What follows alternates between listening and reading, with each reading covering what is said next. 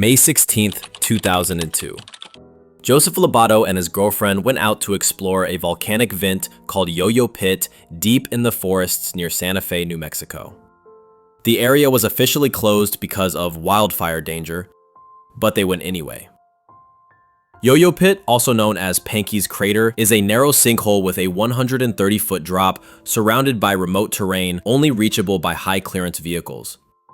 While walking along the rim, Joseph dropped his phone into the pit. Instead of leaving it, he decided to go down and retrieve it. He went to his truck and gathered a nylon tow strap, a come-along, several pulleys, some heavy-duty chain, and 2 ropes. But none of this gear was meant for climbing. The ropes were the kind sold in hardware stores, not designed or rated for life safety or rappelling. He then built a makeshift anchor by girth hitching the tow strap around a tree backed up by the come-along. To that, he attached a pulley and tied the 2 ropes together using several half-hitch knots. He fed one end of the rope through the pulley and used 6 more half-hitches to secure it. Altogether, the rope barely reached the bottom, and the knot where they joined dangled 30 feet above the floor. He also brought a fishing creel filled with extra pulleys and screw-lock U-bolts, but it's unclear what he planned to do with them, because none of it was used for the descent. His girlfriend was uneasy. He told her not to worry, that he had done this kind of thing before, but in truth he had no caving experience.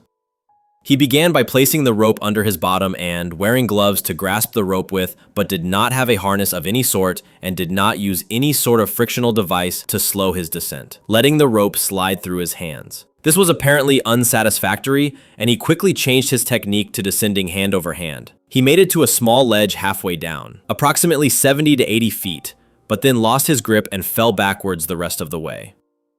His girlfriend said he was laughing when he hit the ground. He said he thought he broke his arm. A few minutes later, he said he couldn't feel his back. Finally, he told her he couldn't move and begged her to get help. Their only phone was now at the bottom of the pit. She had to drive hours across rough dirt roads to find a payphone and call 911. By the time rescue teams arrived and rappelled into the pit, Joseph had stopped responding. They found him dead at the bottom. There were rope burns on his gloves and arms. Both legs were fractured and his arm was broken. According to the paramedic who examined him, Joseph likely died from internal bleeding or neurogenic shock. A tragic reminder that adventure without preparation, especially underground, can be fatal. A homemade rope, a 130-foot drop, and a life lost over a phone.